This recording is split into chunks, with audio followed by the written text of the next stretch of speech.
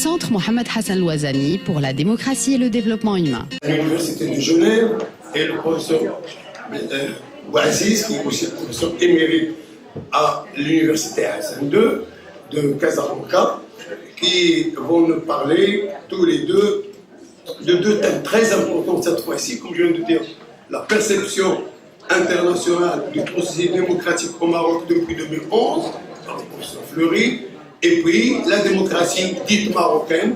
C'est une réflexion que lance le professeur Bouaziz. C'est la réflexion d'un historien qu'il appelle l'historien des emparés. Il va nous dire pourquoi. Mais je voudrais vous dire une chose, c'est que tout à l'heure on a parlé du bilan du printemps arabe. Et bien, le printemps arabe, le Maroc, comme on le sait, et là je voudrais situer cette table ronde à ce niveau-là, le Maroc, comme vous le savez, n'a pas échappé au mouvement de révolte, de protestation qui ont secoué le monde arabe à la lumière, à la suite de la révolution tunisienne, égyptienne, etc. Très vite, comme on l'a dit tout à l'heure, un mouvement s'est constitué du nom du 20 février, mais qui n'a duré que le temps des contestations et des slogans. Puisque vite, il a été repéré et absolument presque limité, d'abord par le discours royal, c'est un discours canon du 9 mars, Sa Majesté le Roi, qui a répondu aux réformes, et puis surtout par la classe politique. Je voudrais dire ça, la classe politique qui a mis en avant une expression qui est maintenant pour le particularisme du Maroc, qui fait de lui l'exception dans ce mouvement, dans tout ce mouvement qui a touché le monde arabe. Et l'exception marocaine, selon certains, s'explique par plusieurs éléments. J'ai retenu deux, très importants. D'abord, le premier élément qui explique cette expérience marocaine, qui n'est pas la même que les autres pays arabes, c'est que le Maroc a connu depuis 1990, on l'oublie, un processus démocratique, un processus d'évolution, si vous voulez, qui a touché plusieurs libertés, qui a même élargi un peu la liberté d'expression, etc. Et ce processus a commencé en 1990, avec la création du tribunal administratif et du conseil consultatif des droits de l'homme, suivi en 1992 par la révision constitutionnelle qui a reconnu pour la première fois les droits de l'homme universellement reconnus, etc. Et qui a lancé la création d'un conseil constitutionnel, c'est très important. Et ce conseil a été mis en place en 1994. Il a remplacé la chambre constitutionnelle qui existait au niveau de la Cour suprême, qui est devenue la Cour de cassation. 1996, une nouvelle constitution, une nouvelle révision qui a encore donné plus de pouvoir au Parlement et qui a préparé l'alternance qui est venue en 1998, comme on le sait, etc. Bien entendu, avec l'arrivée au pouvoir de Sa Majesté Mohamed VI, et il y avait des réformes. 1999, il a annoncé le nouveau concept de l'autorité, c'est-à-dire les relations entre les citoyens et les services publics et leur amélioration. 2000, création du Diwan Matalib, 2001, 2002, etc. Et ainsi, les réformes continuent jusqu'à 2010, la régionalisation et bien entendu, la Constitution. Tout ça pour montrer que finalement, c'est ce processus qui a fait dire à certains le Maroc est une exception, parce qu'il y a un processus de réforme. Mais il n'y a pas que ça. L'expérience marocaine s'explique aussi par un autre élément, le multipartisme. Le multipartisme qui existe au Maroc depuis l'indépendance et qui a permis à certaines sensibilités de s'exprimer et à l'opposition de participer au gouvernement depuis 1998. Ça, ce sont des explications ou des justifications, des arguments qui vont dans le sens de dire que le Maroc fait une exception par rapport à ce qui s'est passé dans le monde arabe, à ses troupes, etc., etc.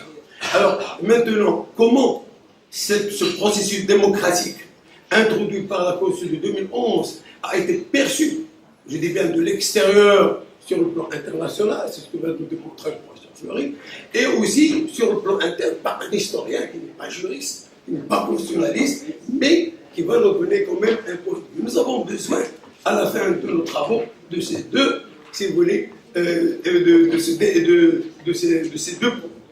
deux points de vue qui sont très intéressants. Et c'est pourquoi, sans tarder, je vais leur céder la parole. Qui commence le premier? Alors, je tire au sort. Alors, je donne la parole au professeur Fleury. Merci.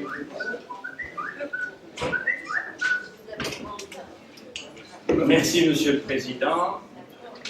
Vous avez planté le décor de mon propos. Ça va être très utile, ça va me faciliter ce que je voulais exposer, notamment sur la nécessité d'avoir effectivement tout ce contexte institutionnel marocain pour voir ce qu'il est advenu. Évidemment, mon propos sera limité à la période promise, c'est-à-dire depuis 2011. On pourrait remonter à très loin sur la perception du Maroc par l'étranger, mais c'est bien sur ce processus démocratique qui est au cœur de notre réflexion sur lequel j'ai porté l'attention par rapport à la vision de l'extérieur. En préparant cet exposé, je viens de découvrir un texte qui plante aussi, qui me donne un bon argument pour légitimer ma présentation. Je lisais tout récemment dans un rapport qui vient de sortir, le 4 septembre, donc ça veut dire que je n'ai pas préparé mon exposé il y a plusieurs semaines comme j'aurais dû le faire, publié le 4 septembre dernier par l'Institut Royal des Études Stratégiques à Rabat, IRES, qui reproduit un rapport de l'Institute, du Reputation Institute, qui collabore avec l'Institut de Rabat. Voici le texte qui m'a frappé, il y a une longue démonstration, c'est juste cet extrait. L'image qu'ont les Marocains de leur pays reste plus positive que celle qu'en ont les étrangers. C'est ce qu'on peut lire dans ce rapport. Ce constat est au cœur donc de la question que je me suis proposé de présenter dans le cadre de cette journée consacrée à une évolution du processus démocratique au Maroc depuis 2011, tel qu'il peut être perçu de l'extérieur. En effet, comment l'expérience de démocratisation au Maroc, on a utilisé le terme tout à l'heure aussi, qui était le terme plutôt utilisé il y a quelque temps de transition démocratique, ceci par référence aux transitions démocratiques d'abord de l'Espagne franquiste dictatoriale à une république démocratique dans une monarchie constitutionnelle, mais ensuite, un peu plus tard, par la fin du bloc soviétique et la démocratisation de ce qu'on appelait les pays de l'Est à l'époque, donc les anciennes républiques soviétiques, c'est-à-dire l'Europe de l'Est, l'Europe centrale, Tchécoslovaquie, Pologne, Bulgarie, Hongrie, etc., qui sont devenus des pays démocratiques. Donc on a parlé à ce moment-là de transition démocratique, et les institutions européennes se sont particulièrement préoccupées du suivi à donner à cette démocratisation ou transition démocratique dans ces pays. Alors dans le cas du Maroc, comment cette démocratisation a-t-elle été perçue et suivie ces dernières années, justement, par le monde extérieur?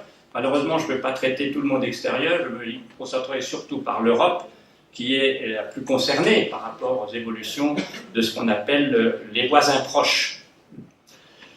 Pour saisir effectivement cette perception internationale du processus démocratique au Maroc, il faut sans doute remonter, et ça a déjà été évoqué, donc ça me sera facile, au contexte de crise et d'incertitude généré par le printemps dit arabe.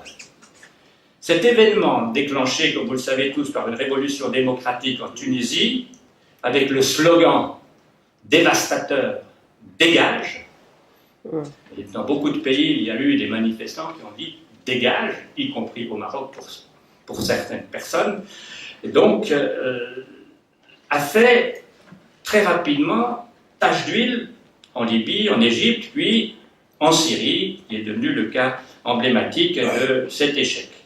La première phase de cette vague dite révolutionnaire, libérant les peuples arabes de pouvoirs autoritaires ou dictatoriaux, a été accueillie favorablement par l'opinion publique internationale, notamment en Europe.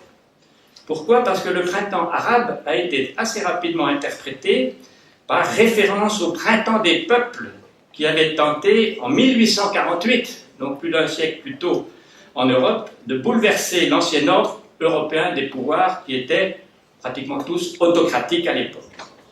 On sait que les révolutions de 1848 ont été mises en échec par la coalition des gouvernements réactionnaires de l'époque, presque partout, à l'exception notable de la petite Suisse, où la révolution dite radicale démocratique a abouti à la création de l'État fédéral suisse en 1848, justement, ce qui a doté la Suisse d'institutions démocratiques avancées, certains disons très avancées, qui durent jusqu'à nos jours. Donc il y a eu un développement démocratique en Suisse depuis 1848 à nos jours, et ça continue. Il y a toujours des revendications pour une plus grande démocratie.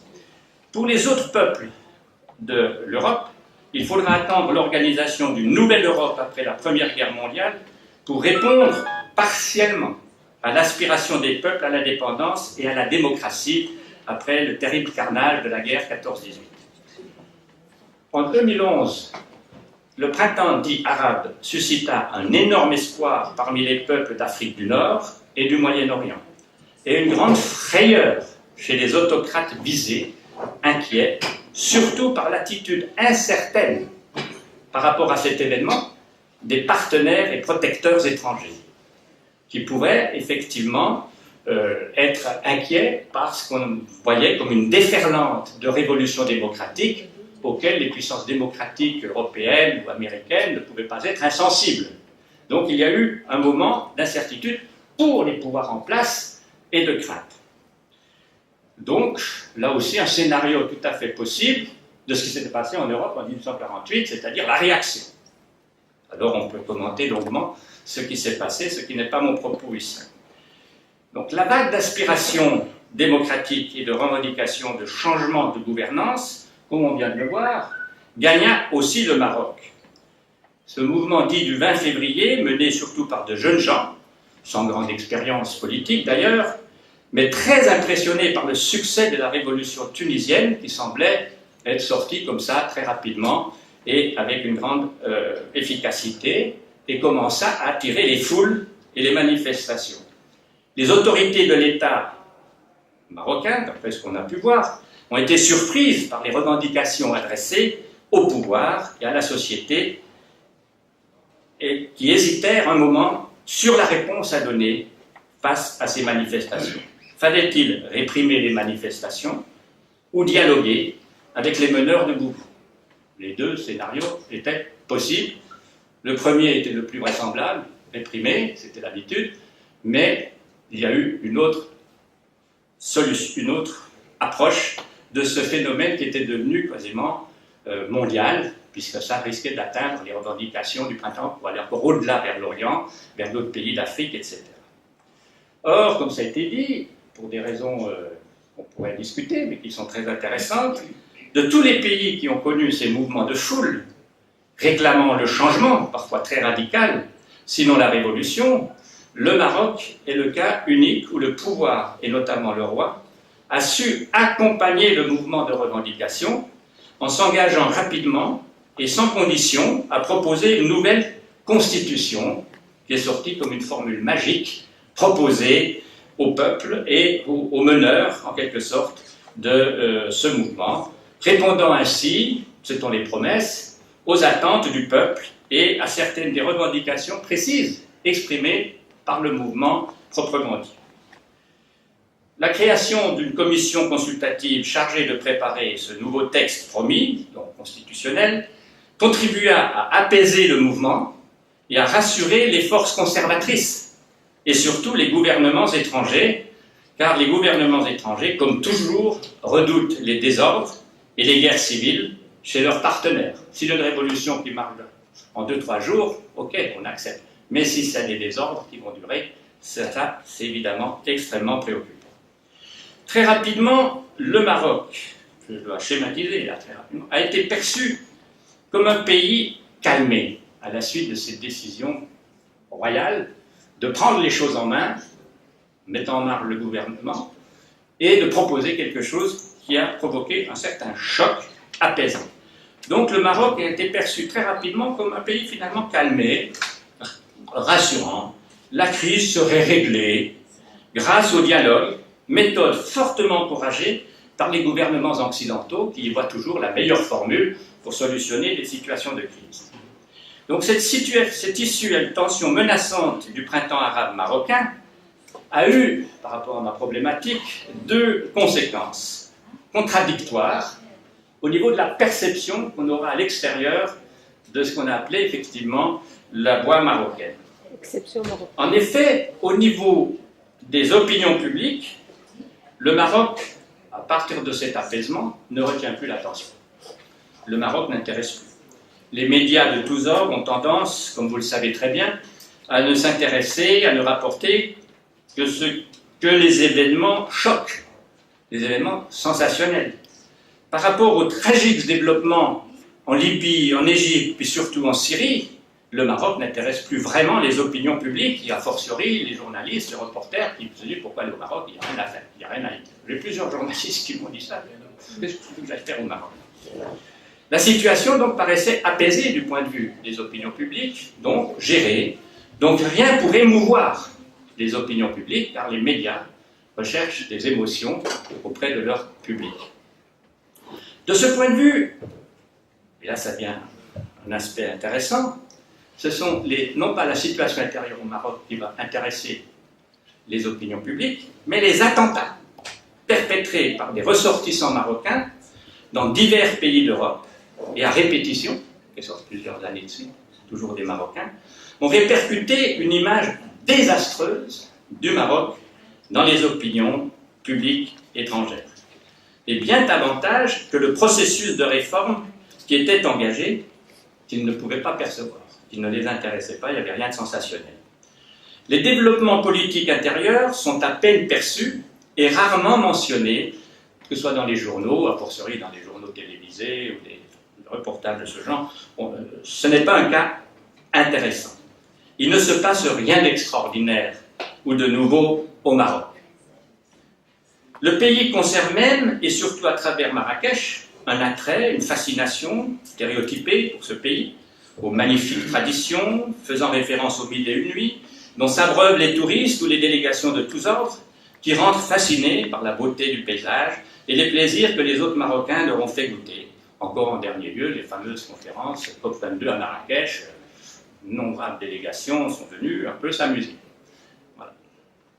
Il faut donc reconnaître que la moindre étincelle provoquée par des attentats, des manifestations réprimées, par l'arrestation d'intellectuels, de journalistes et d'artistes, soit au Maroc, soit qui font des grèves à l'étranger par interdiction de rentrer au pays, il y a eu 1 ou 2 cas, font énormément de dégâts sur l'image du Maroc. Donc sont immédiatement perçus et répercutés quand il n'y a pas carrément des protestations venant de certains milieux contre la politique marocaine, de ces cas quand même assez particuliers. Ce qui relègue ces événements ponctuels par rapport à la vague de fond de la réforme, ces événements ponctuels relèguent le Maroc au rang de pays instable, dangereux et par conséquent peu fréquentable quand il y a des emprisonnements, des répressions, des dénonciations. D'où des reflux significatifs d'ailleurs d'échanges touristiques par moment ces dernières années par rapport aux projections statistiques imaginées il y a une dizaine d'années sur ce que le tourisme devrait devenir. Je suis bien conscient que par rapport à ce sujet des opinions publiques, pour l'étude des médias étrangers sur l'évolution du Maroc sur la vue des opinions étrangères sur l'évolution du Maroc depuis 2011, il faudrait entreprendre une étude systématique de ces médias et choisir un nombre significatif de médias, presse écrite ou audiovisuelle, dans plusieurs pays partenaires du Maroc qui, eux, sont censés vraiment s'intéresser à la situation intérieure pour leurs propres intérêts. Il va sans dire que les médias espagnols et français sont de loin les plus intéressés à suivre les questions du Maroc, ainsi d'ailleurs que de l'Afrique du Nord, tout entière, voire de l'Afrique. D'ailleurs, pour aller vite, pour montrer un peu un contrepoint, un documentaire récent, diffusé sur plusieurs médias, qui a connu un assez bon succès, Le Maroc vu du ciel, du réalisateur Yann Arthus Bertrand, est un exemple de perception extrêmement positive d'un pays, et notamment dans ce cas, il y a le Maroc, mais il y a aussi d'autres pays, l'Algérie, qui sont dans cette même série diffusée par les télévisions. Certes, un tel documentaire ne rend pas compte des problèmes internes de la société exposée. C'est un regard visuel qui certes interpelle, fascine, perpétuant d'une certaine façon l'approche un peu folklorisante de la société marocaine qu'on connaît depuis des décennies et des décennies. Mais observer évidemment sur le terrain, c'est autre chose, et c'est vrai que d'ici de là, il y a des reportages qui signalent ces choses. Donc la société marocaine, vue du terrain, est traversée de puissantes forces contradictoires, d'incidents assez notables, des forces qui mènent à la modernisation du pays d'un côté, modernisation des infrastructures dans certaines parties du pays, et donc de populations privilégiées d'une part, et d'autre part, celles qui sont arrimées à des structures archaïques et à des traditions opposées au changement, tel que peut être souvent perçu ce pays et ses contradictions, des secteurs extrêmement évolués, modernisés, si l'on veut, techniquement, et puis des populations dans une arriération inimaginable par rapport à ce qu'on croit être un État moderne du XXIe siècle.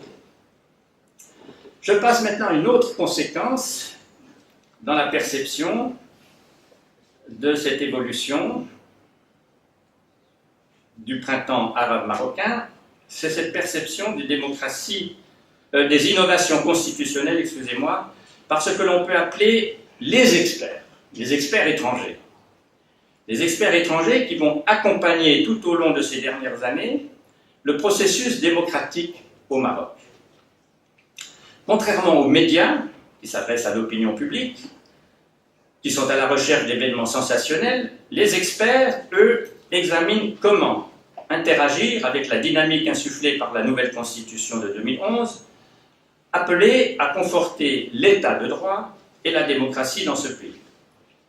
J'ai choisi de vous présenter brièvement deux instances qui se sont engagées profondément ces dernières années à soutenir le processus démocratique au Maroc.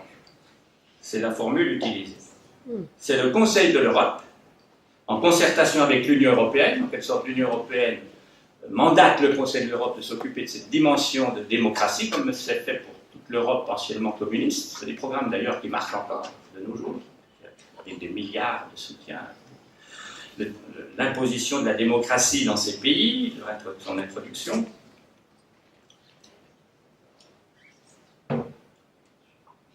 Et donc, le Conseil de l'Europe, avec en plus le Comité des droits de l'homme des Nations Unies, sont les deux organes que j'ai un peu consultés pour cet exposé et examiner comment ces deux instances ont suivi ce processus.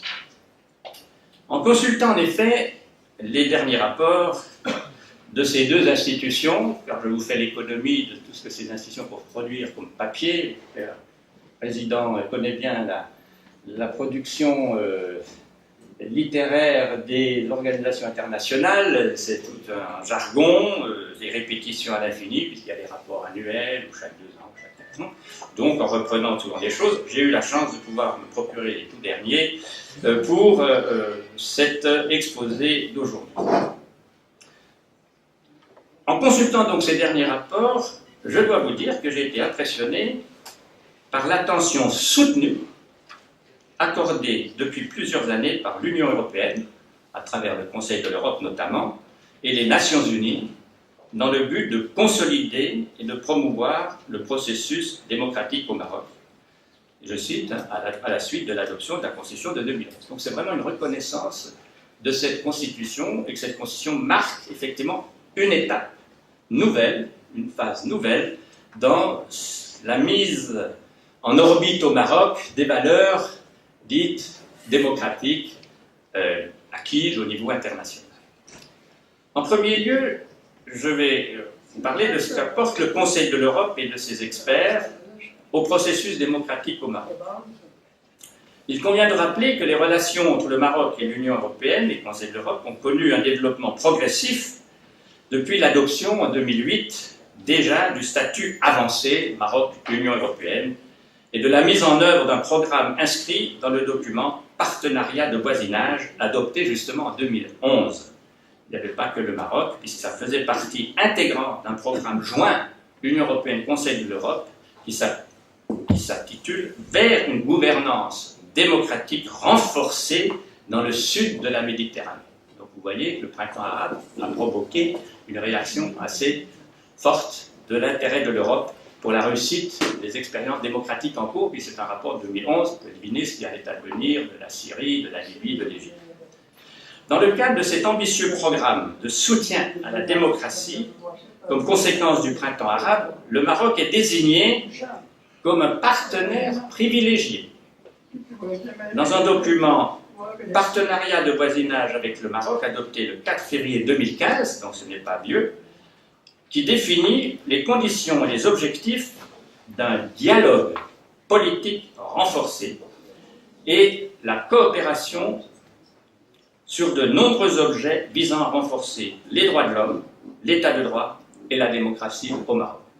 Donc le Maroc devient un champ d'expérience très intéressant pour le Conseil de l'Europe, pour son projet de transition démocratique ou de développement de la démocratie au sud de la Méditerranée. Il faut relever que les domaines de coopération ont été identifiés et formulés au cours de consultations techniques détaillées entre les autorités marocaines concernées et les comités ad hoc du Conseil de l'Europe. Je n'ose pas imaginer le nombre de travaux, de rapports qui ont été faits, je ne vais pas les mentionner ici, de journées de travail entre des experts européens et des experts marocains désignés par les autorités de ce pays. Cela signifie qu'en principe, rien n'a été imposé aux autorités marocaines. Il serait d'ailleurs intéressant, ça je ne peux pas le prouver aujourd'hui, mais je n'ai pas les documents, j'ai les rapports des institutions, mais je n'ai pas tous les documents de travail. Ce serait intéressant de pouvoir consulter les documents et arguments des experts marocains pour évaluer l'apport précis des experts étrangers par rapport à l'adoption de mesures inscrites dans le programme de partenariat avec le Maroc. Ce qu'on peut lire entre les lignes, d'après certaines rencontres, on peut relever qu'il y a un apport substantiel, c'est dit par-ci par-là dans le rapport, du Conseil national des droits de l'homme au Maroc, que préside M. Driss El Ghazali, aux travaux d'expertise du Conseil de l'Europe. Mais je n'ai pas accès à ce que les Marocains ont proposé, ce que les Européens ont mixé, pour faire ensuite tout ce programme, parce que ce programme est extrêmement détaillé de ce qu'il conviendrait de faire.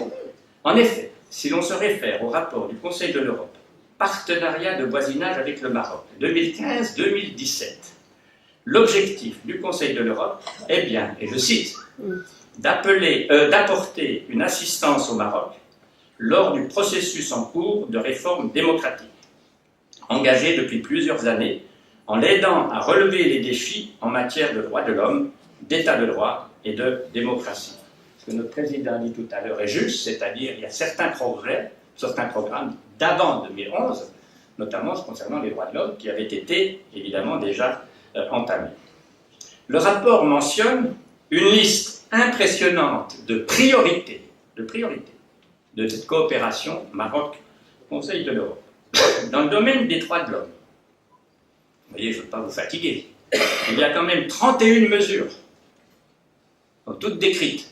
J'ai le rapport ici, c'est très intéressant. Dans le domaine de l'état de droit, 18 mesures sont identifiées.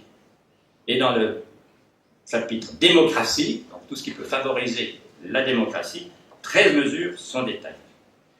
Le rapport, d'ailleurs, à la page 18, indique les méthodes de travail pour aller finaliser en quelque sorte ces objectifs et qui sont intéressantes. Dans ces méthodes de travail, il s'agit d'apporter un soutien pour évaluer le cadre juridique et institutionnel existant dans certains domaines et pour identifier les besoins et les mesures du suivi. Deuxième point, apporter une assistance pour rédiger de nouveaux textes de loi, réviser la législation existante, mettre en place des institutions des droits de l'homme et de nouvelles structures de gouvernance prévues par la Constitution marocaine, inspirées des normes européennes et internationales, à travers une mobilisation des réseaux d'experts du Conseil de l'Europe dans les principaux domaines prioritaires et des documents de référence. Donc on a vu ce matin l'importance de la primauté du droit international, donc c'est ce qu'on veut dire, il y a des normes internationales auxquelles le Maroc a souscrit, donc il faut maintenant veiller à leur mise en œuvre. Et là, le Conseil de l'Europe est là pour donner un coup de main, mais aussi critiquer si rien n'a été fait. Troisième domaine, le transfert de connaissances et de compétences sur des thèmes spécifiques afin de renforcer les capacités nationales dans ce domaine. Enfin, la promotion d'échanges d'expériences et de bonnes pratiques entre l'Europe et les pays partenaires du sud de la Méditerranée, bénéficiant de projets de coopération du Conseil de l'Europe, ainsi qu'entre les pays de la région et la création de réseaux formels et informels. Donc, ce qu'on veut dire ici, c'est que le cas du Maroc n'est pas exceptionnel dans le sens, parce qu'il s'inscrit aussi dans une politique qui vise aux mêmes objectifs pour les droits de l'homme, contre la torture, pour les droits des femmes, etc., qui s'adresse à tous ces pays du sud de la Méditerranée, l'égalité entre les femmes, l'éducation entre hommes et femmes, l'éducation, etc. Ce sont des programmes, on espère au Conseil de l'Europe, qu'il y ait des phénomènes de vases communicants, donc il y a une sorte d'émulation en ce qui va se faire en Tunisie, en Algérie, au Maroc, en Égypte, etc.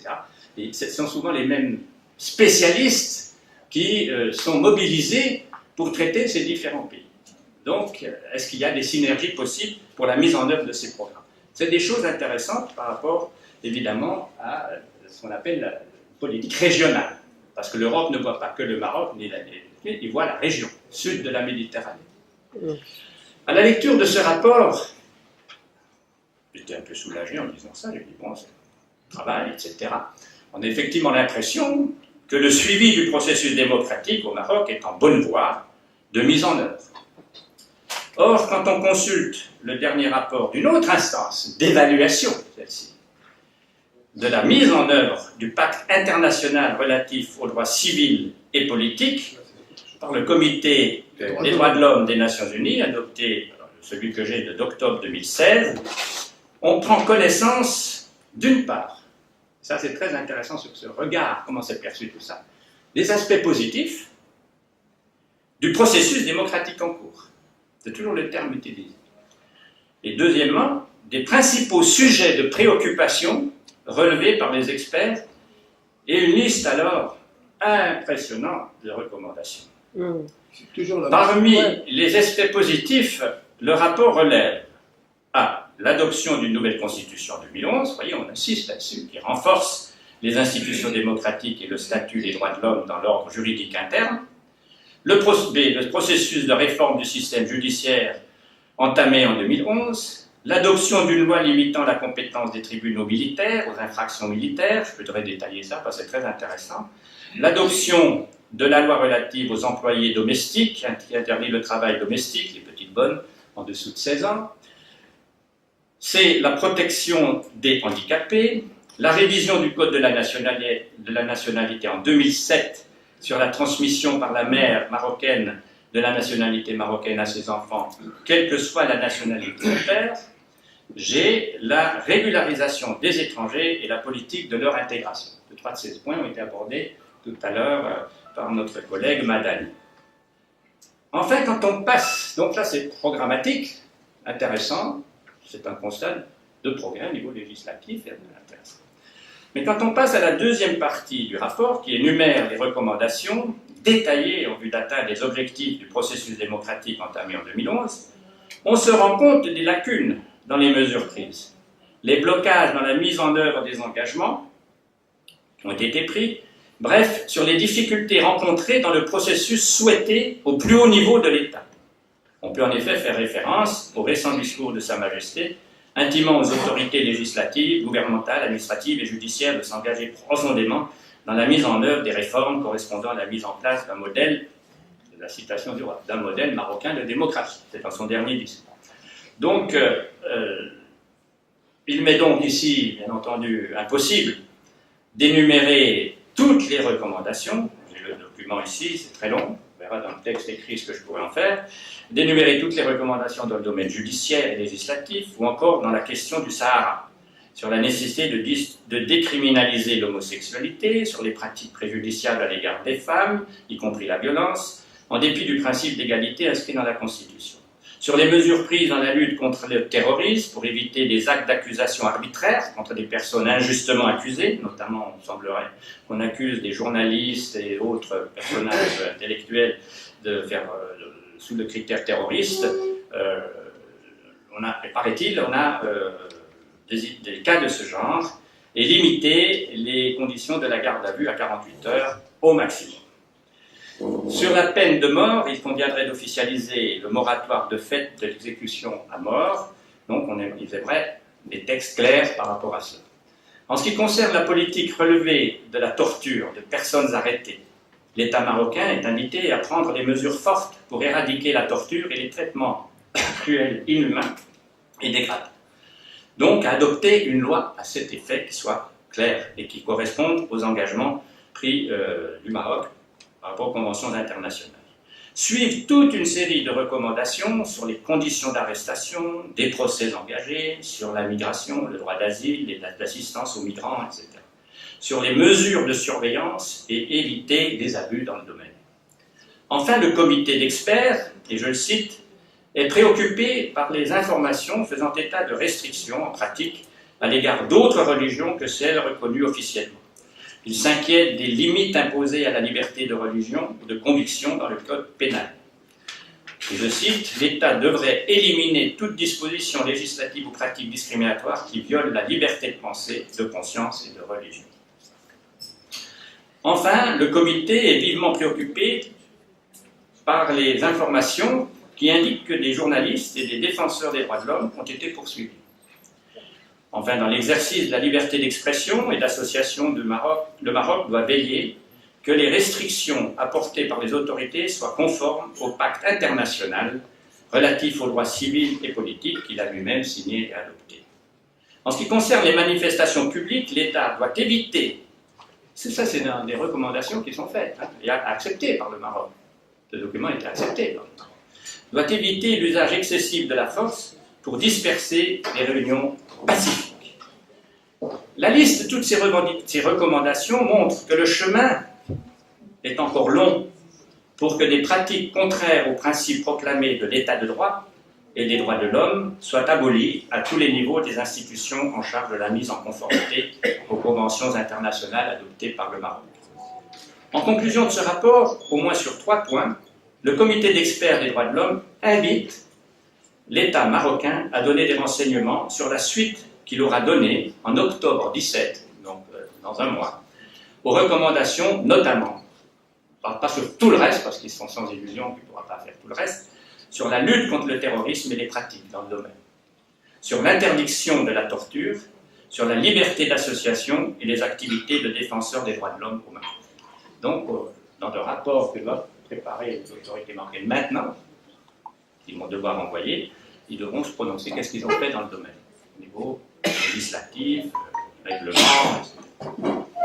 Donc mon rapide parcours des rapports récents sur la voie choisie par le Maroc me permet de conclure que, premièrement, de la part des autorités étrangères, il y a une détermination solide à appuyer les autorités marocaines à harmoniser le plus près possible leur législation aux normes européennes et internationales et à s'approprier les pratiques induites par l'adoption de principes démocratiques justifiant le rang du Maroc au niveau du statut avancé de partenaire de l'Union européenne. Si on a un statut avancé, il faut qu'il soit concrétisé aussi par tous ces éléments qui ont été identifiés et auxquels il doit remédier quand il y a déficience.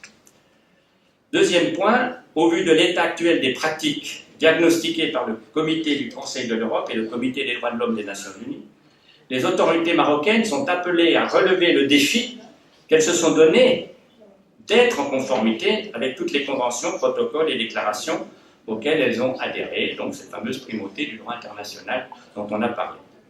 La disposition générale des autorités marocaines concernées par la mise en œuvre des principes constitutionnels est très favorablement appréciée par les partenaires extérieurs, notamment au sein des institutions européennes, est quand même un élément extrêmement intéressant à relever. Ce n'est pas le fait de tous les gouvernements d'être disposés à collaborer à ce point à reconnaître les lacunes, ses déficits, essayer de dire on va s'engager, etc. Donc il y a une disponibilité du président marocain qui est très appréciée par les partenaires extérieurs.